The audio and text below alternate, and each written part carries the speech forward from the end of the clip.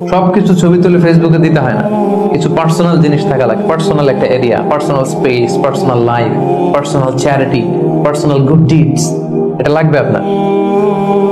এটা আল্লাহ তাআলা বেশি পছন্দ করেন।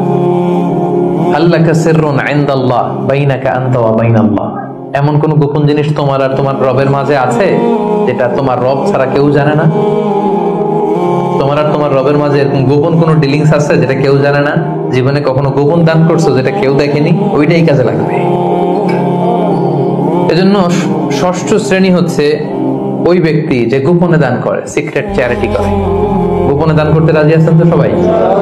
নট নেসেসারি যে খুব বিগ অ্যামাউন্ট লাগবে। 1 রিঙ্গিত, কয় রিঙ্গিত? ওইটার আল্লাহ পেলে পুষে উহুদ পাহাড়ের সমান উঁচু করে আপনার আমলনামায় ঢুকাই দিবে। কটা গেল? 7 নাম্বার হচ্ছে রাজুলুন যাকারাল্লাহ খালিয়ান ফাফাদাত আইনা, যে ব্যক্তি গোপনে আল্লাহর জিকির করে, আল্লাহকে স্মরণ করে আর চোখের পানি ছাড়ে।